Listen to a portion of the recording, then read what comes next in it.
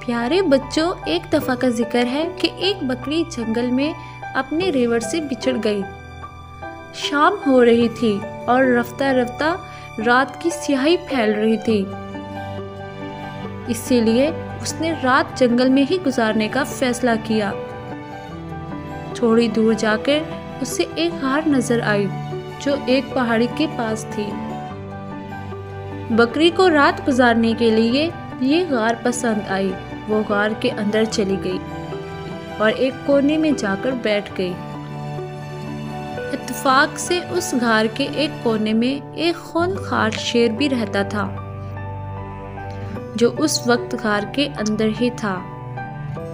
शेर को देखकर बकरी बुरी तरह से डर गई।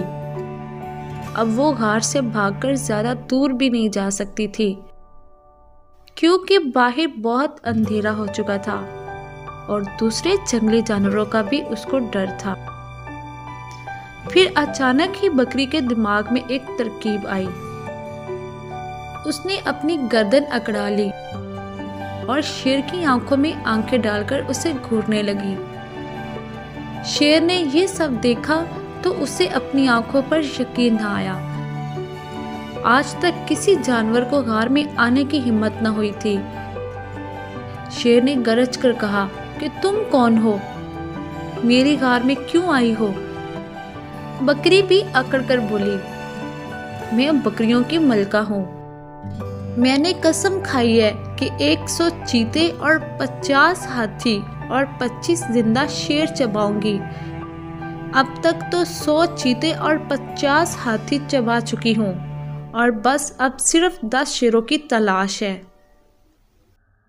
ये सुनकर शेर गार से भाग गया। भागते भागते जंगल में एक लोमड़ी मिली। लोमड़ी ने शेर को यूं भागते देखा तो पूछा, ऐ जंगल के बादशाह, आप इतनी तेजी से किधर भागे जा रहे हैं? क्या मसला है? शेर ने सारी बात लोमड़ी को बताई।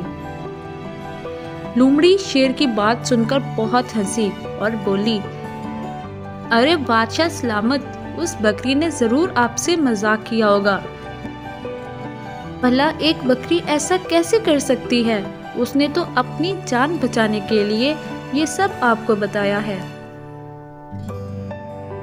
आइए वापस घर में चलते हैं। आज तो बैठे बिठाए इतनी बड़ी दावत मिली है हमें। तरह शेर और लोमड़ी वापस घर में आ गए। जब बकरी ने दोनों को आते देखा तो पहले तो वो थोड़ी घबराई, लेकिन फिर हिम्मत करके बोली, ए नामाकूल गुलाम, हमने तुझसे 10 शेर लाने को कहा था और तुम एक और ही लेकर वापस आ गए हो। शेर ने जब ये सुना तो फिर से वो खौफजदा हो गया और वहां से भाग गया। इस तरह बकरी ने अपनी अक्लमंदी से अपनी जान बचा ली।